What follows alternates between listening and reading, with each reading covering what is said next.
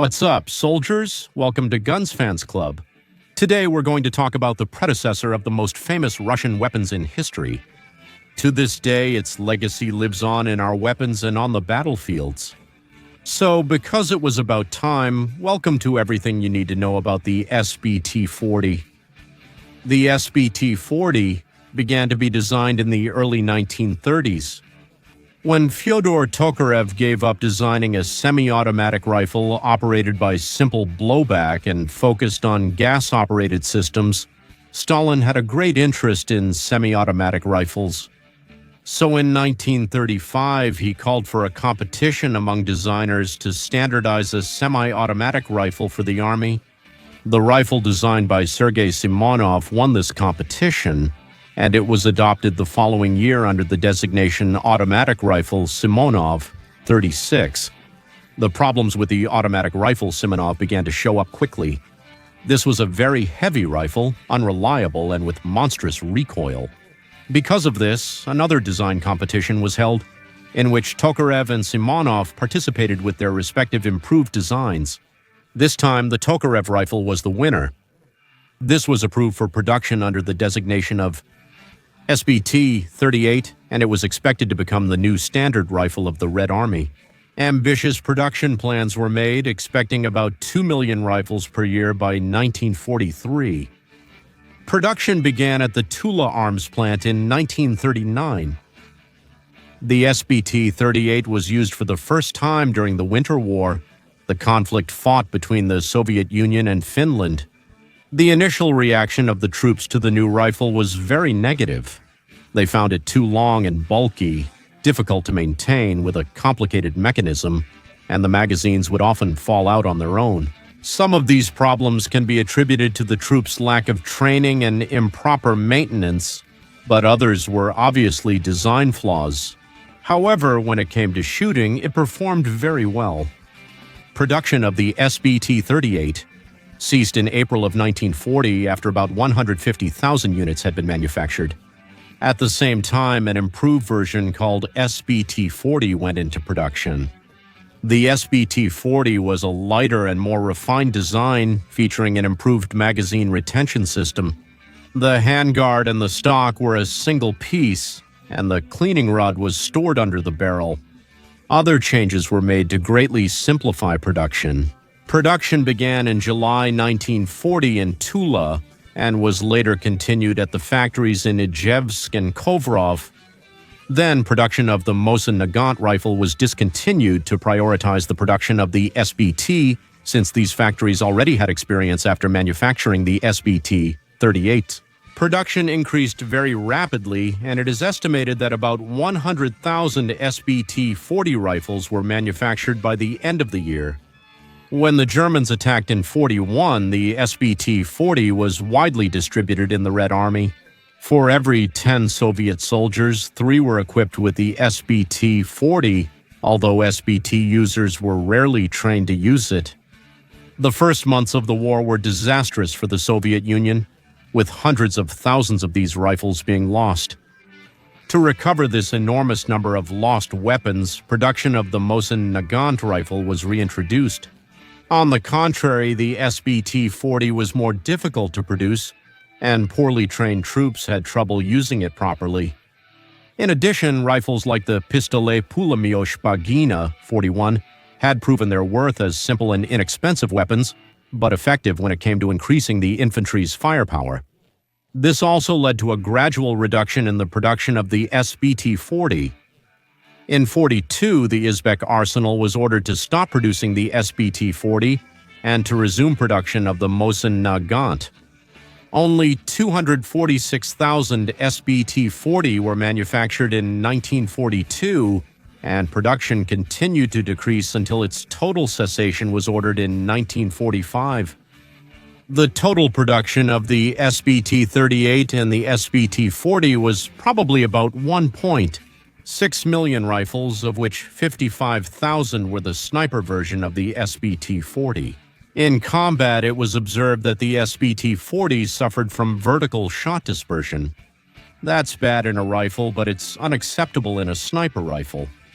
That's why in 1942, production of the sniper version was canceled. Likewise, the carving of rails for telescopic sight mounts was discontinued on standard rifles to address the shortage of machine guns in the Red Army. In 1943, a version with an automatic fire option was produced called the SVT-40. Externally, it was very similar to the SVT, but its safety also acted as a selector. A 15 or 20 round magazine was also designed for use with the SVT. This used to be very unreliable because it had to withstand twice the stress it was designed for, so it was quickly discontinued. The first country outside the Soviet Union to use the SVT rifle was Finland, which captured about 4,000 SVT-38 rifles during the Winter War and more than 15,000 SVT-40 rifles during the Continuation War. The SVT was extensively used by the Finns, even though malfunctions and breakages were frequent due to the different ammunition and the poorly adjusted gas regulator.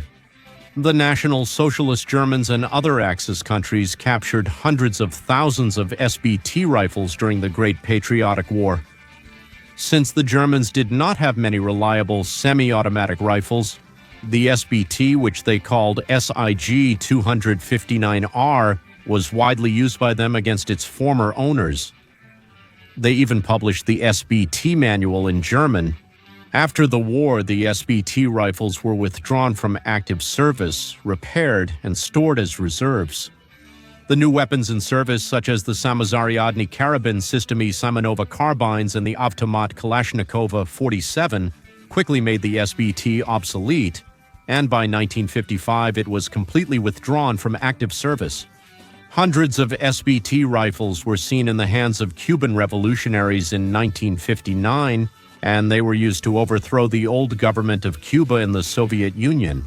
The SVT rifles were kept in reserve until the 90s, when several of these rifles were sold abroad, along with other sovereign Russian military weapons.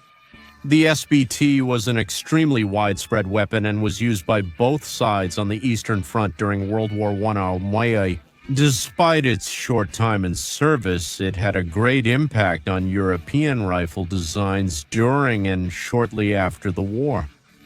Weapons like the Samozariadny Karabin Systemy Simonova carbine, the Swedish AGM-42 rifle, and the QBZ-43 rifle show a clear influence from the SVT.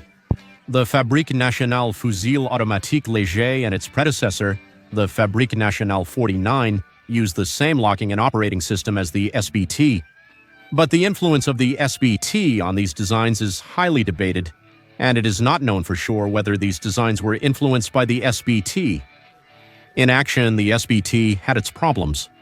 The main deficiency of the SVT in combat was not its issues, but rather the fact that there was a great demand for weapons. This made Soviet factories favor much simpler designs that could be produced in greater quantities and in less time. It's useless to have a great rifle if you can't arm your entire army with it. This was a gas-operated rifle with a short-stroke piston located above the barrel and a tilting bolt. Being a pioneer of this widely used configuration, there's some debate about who exactly was the first to come up with this operating system. Since the Samozariadnaya Vintovka Tokarev system is considerably similar to the contemporary designs of Diodon Saib, creator of the Fabrique Nationale Fusil Automatique Léger. Speaking of its specifications, it weighed about 3.85 kilograms unloaded, had a length of 1,226 millimeters, and a barrel length of 625 millimeters. It used the 7.62 by 54 ammunition, the same as the Mosin-Nagant, and it had an effective range of 500 meters. And up to 800 meters with a telescopic sight. It had curved magazines with 10 rounds and a muzzle velocity of 840 meters per second. This one is equipped with a bayonet and a detachable magazine with 10 rounds. The receiver had an open top, which allowed the weapon to be reloaded with the 5-round stripper clips from the Mosin-Nagant.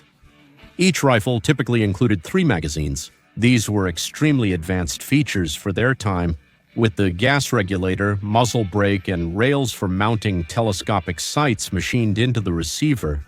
The version for Falco Tirador has an extra groove to install the Model 35XPU telescopic sight mount, which is slightly shorter than the telescopic sight used on the sniper versions of the Mosin-Nagant.